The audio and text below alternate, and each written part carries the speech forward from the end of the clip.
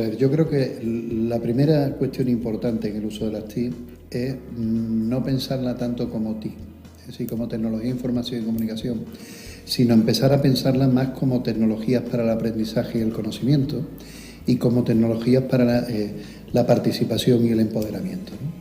De manera que lo que permita con ello es que el profesor cree y lleve a cabo una serie de nuevas experiencias formativas que le permitan crear nuevos escenarios de comunicación con sus estudiantes.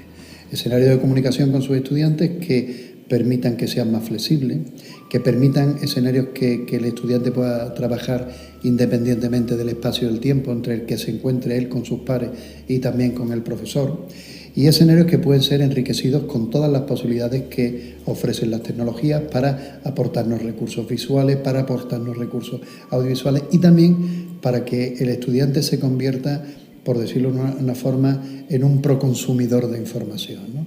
La última categoría de la taxonomía de Bloom en la era digital es que el alumno ya no evalúe la información, sino que el alumno llegue a crear conocimiento, ¿no? Y en ese crear conocimiento hay una amplitud de herramientas de la web 2.0 que fácilmente permite que el estudiante, el alumno, se convierta en creador de objetos de aprendizaje, porque la realidad es que el alumno del siglo XXI no aprende lo mismo que el alumno, del siglo XX. Entre otros motivos, porque anteriormente los contenidos eran verdaderamente estables y por tanto duraderos, y entonces el alumno lo que tenía era aprender a incorporarlo o a interiorizarlo en su estructura mental, si queréis, a memorizarlo. Y por el contrario, lo que el alumno del siglo, vamos a llamarlo, de la sociedad del conocimiento, lo que tiene es que tener otras competencias diferentes, evaluar la información, mezclar la información y crear nueva información.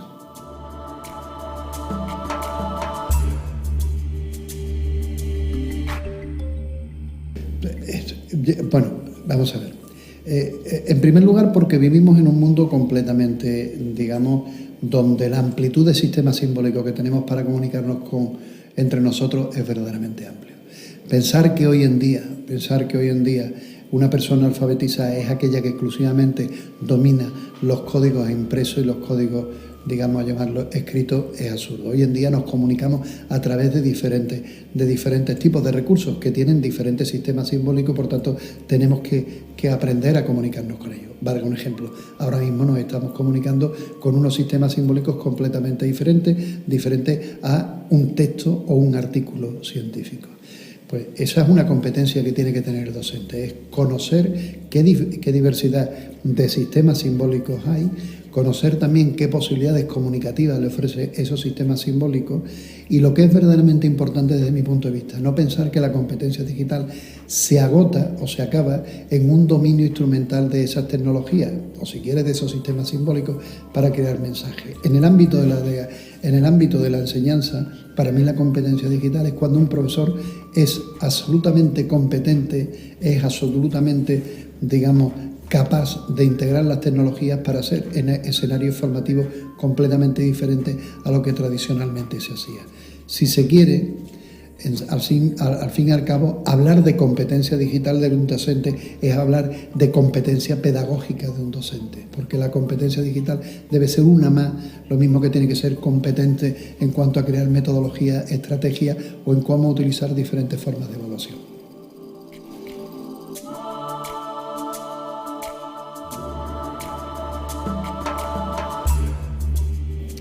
Hombre, en primer lugar que piensen que las tecnologías son unos recursos interesantes y verdaderamente válidos, pero que piensen que no por el simple uso de incorporar tecnología, los escenarios, él va a ser, un mejor profesor. Él va a ser un mejor profesor si deja de pensar en la tecnología y empieza a pensar en la metodología que aplicará sobre esa tecnología.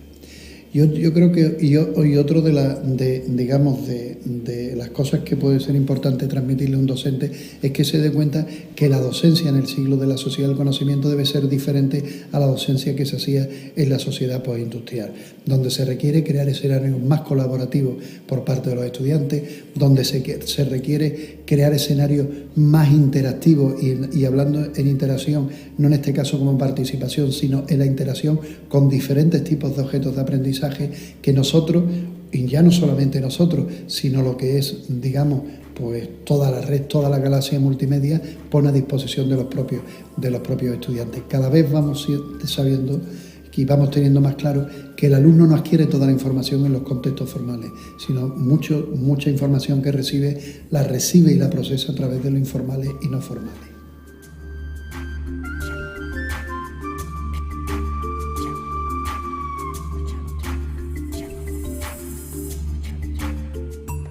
Hombre, a mí me parece un proyecto verdaderamente interesante por diferentes motivos.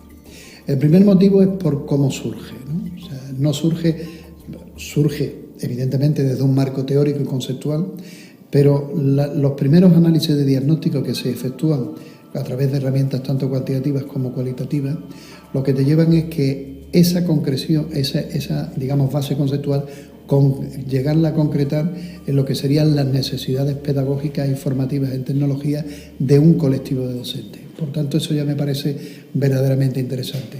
No es un proyecto generalista, aunque tiene visos de que puede ser transferible a otros contextos, pero sí que es un proyecto que va destinado a un colectivo muy determinado y a un colectivo en el cual se han diagnosticado y se han detectado lo que pueden ser sus necesidades formativas. Yo creo que ese es un punto válido.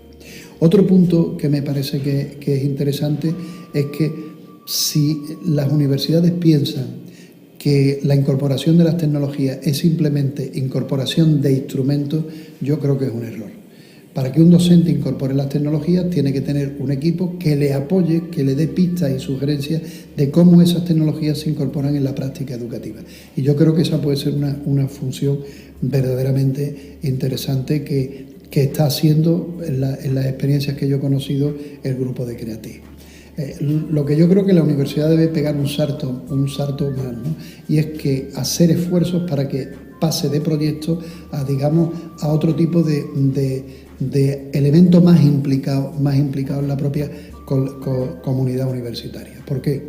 Los proyectos se hacen precisamente para validar ideas, para validar modelos de acción y para validar modelos de ejecución. Yo lo que estoy viendo es que la idea de Creative es buena, el modelo de acción es interesante y el modelo de ejecución de estar trabajando con profesores de una área que creo que deberían extenderse a otras, y además en diferentes lugares y demás, a mí me parece bastante interesante. Pero además lo importante es que lo que estoy viendo de los profesores que ya han participado con el grupo de Creative es que hay buena sintonía. Eso significa que el profesor ha percibido que ese proyecto le puede ser útil para incorporar las tecnologías a la práctica educativa, ¿no? Y por tanto yo creo que si los receptores potenciales muestran un nivel de satisfacción, las ejecuciones de los proyectos que yo he visto son verdaderamente interesantes, yo creo que es un proyecto interesante y útil.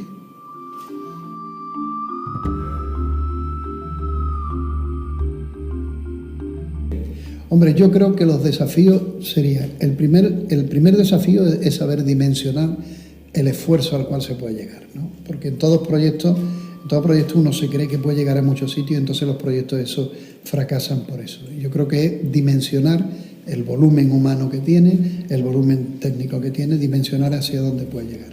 Yo creo que el siguiente paso es una institucionalización más del proyecto Creative, que puede seguir llamándose Creative, porque la marca Creative, yo veo que la gente aquí habla de Creative como marca y por tanto eso utilizarlo, y después también evidentemente pues que vayan saliendo productos, ¿no? Y esos productos harán que los profesores puedan utilizar los productos que hagan otros compañeros, con lo cual el beneficio es doble. Una, creación de productos que van a ser utilizados por el profesor que lo han hecho, pero por el profesor que después, puesto que no se está pidiendo solo crear productos, sino que esos productos se validen en los contextos educativos, eso nos puede dar pista y puede dar sugerencias.